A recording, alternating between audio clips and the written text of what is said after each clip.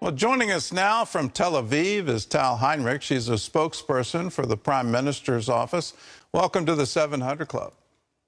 Thank you, Gordon. Let's get to the hospital explosion. What appears to me is yet another blood libel. Can you tell our viewers exactly who the Gaza Ministry of Health is that was the source of the original rumor? So, Gordon, honestly, I think it's time to put this story to bed in what pertains to Israel. There's an abundance of evidence that we have shown the world, that the Pentagon has seen, that the U.S. president, who was just here yesterday, has spoke of. And it is clear that Israel was not behind this incident. It is unbelievable, as Chris Mitchell said in the report that we just saw, that many media outlets around the world echoed what the Gaza Health Ministry, as you just said, has put out, what Hamas said, what the Palestinian Islamic Jihad, who were behind this missile that fell short in Gaza Strip, said. It's unbelievable that people take the word of a terrorist organization. The Gaza Health Ministry, to your question, is in fact the Hamas Health Ministry. It is based in Gaza. Everything that's happening inside Gaza is under the responsibility of its rulers, the Hamas terrorist organization. There's no independent speaking out, thinking, writing over there. Any word that comes out of Gaza has to be approved by Hamas. If anyone steps out of line there, if it's doctors or the health ministry, for example, they will pay the consequences.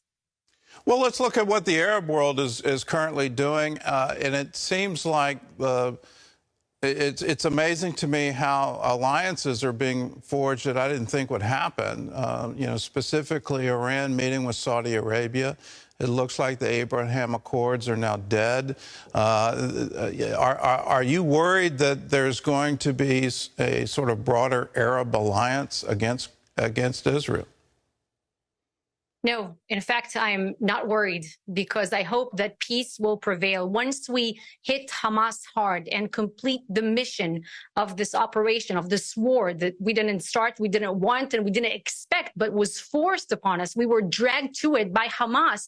Once we dismantle them, every sane person in the Middle East region will understand that standing by Israel serves their interests. And I wouldn't say that the Abraham Accords are dead. Obviously, it's not coincidental that what happened on October 7th with the massacre that Hamas carried out against our civilians happened as Israel and Saudi Arabia were on the brink of a diplomatic breakthrough. This is not coincidental. Peace and calm in the region are the worst enemies of Iran, of Hezbollah, of Hamas, of Palestinian Islamic Jihad terrorists. And I think we shouldn't be amplifying, these kind of coalition that you alluded to. We should be amplifying the fact that right now, in front of our eyes, there is an international coalition being built to confront Hamas, just like was the case against ISIS. We're seeing overwhelming international support. Can you tell our viewers why Egypt has a closed border with Gaza? Why Egypt really doesn't want to receive any of the Hamas terrorists?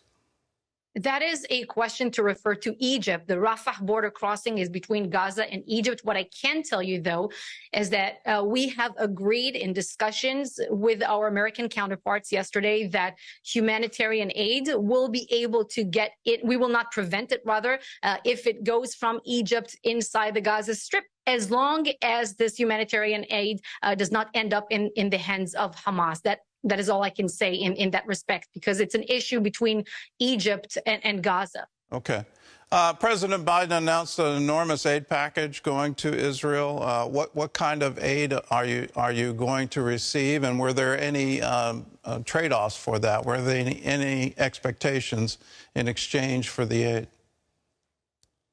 We are very grateful for any kind of support that we're receiving internationally, first and foremost from President Biden and the U.S. Congress, and the moral support that we're seeing from the American people. The bipartisan support is really incredible, and we are grateful for it. Not only the moral support, but also the material support that you're talking about.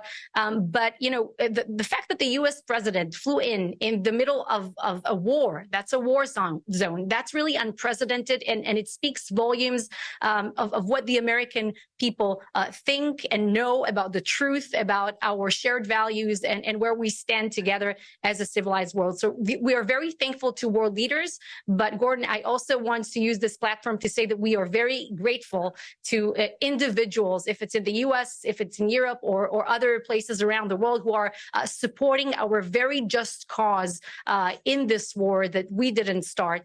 And many people from around the world are reaching out to us, to me personally, and are asking, what can we do? How can we help Israel? And this is really heartwarming. Well, can you give us the answer to that? I know many of our viewers want to help. We certainly are standing with Israel in this time. It's absolutely horrific what happened. You look at that massacre, and how did human beings ever do that? Is it time for Hamas to end? Absolutely. We are in complete agreement with you. How can we help you? So donations, prayers, sharing the truth in media channels, on social media, countering the Hamas propaganda. This means a lot. And also talk on, or let your public representatives know that they should stand by Israel, and our demands that any entity or any country that is harboring Hamas and its sick ideology should be sanctioned. All right. Well, Tal, thank you. We stand with you, and may God bless you. Thanks for joining with us. Thank you, Gordon. She was